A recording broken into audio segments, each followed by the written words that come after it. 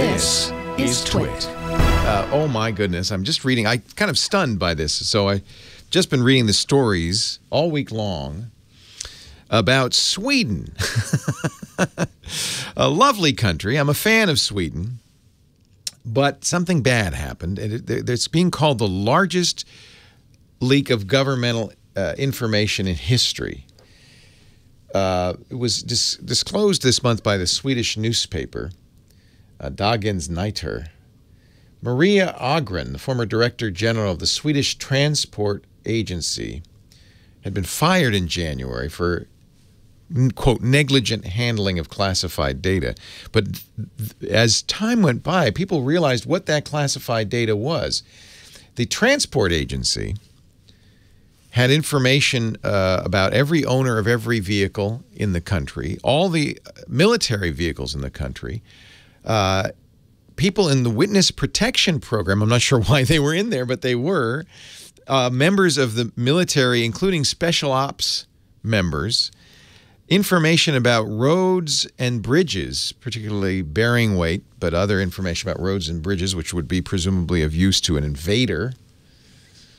It was all handed over to IBM, Sweden, a outsourcing agreement worth $100 million. The idea was to manage the vehicle registration and driver's license database, but no security was imposed. Unauthorized personnel at IBM's subsidiaries in Eastern Europe had access to it all.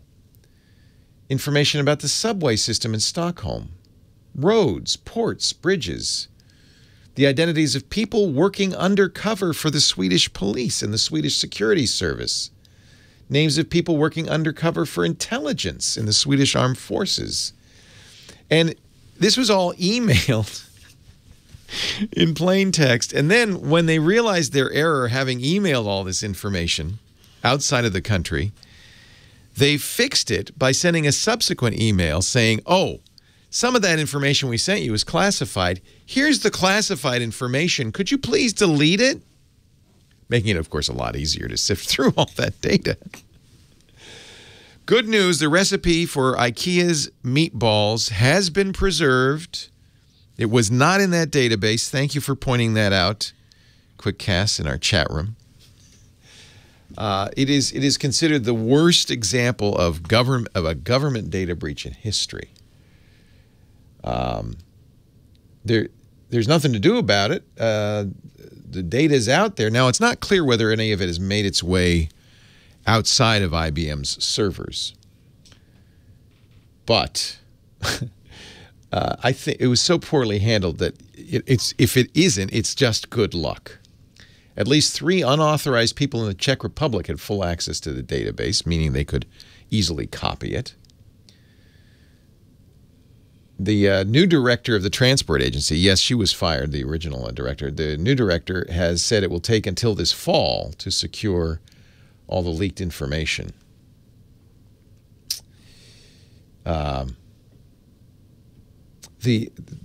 Swedish Secret Service, SAPO they call it, had 2 years ago said, you got to stop with this outsourcing deal, but everybody ignored them. So the woman who did it, the head of the Swedish Transport Agency, Maria Agren, was fired. And, you know, she was punished. She was fined 2 weeks pay for being careless with sensitive information.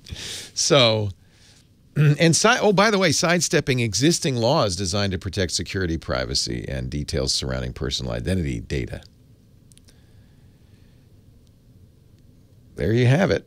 So now I hesitate to say that this is an indictment of the cloud. It's just if you're going to put stuff in the cloud, you're going to have to be careful about it, because the cloud isn't like some magical fairyland that's secure and private. It's in fact just somebody's computers, in this case in the Czech Republic.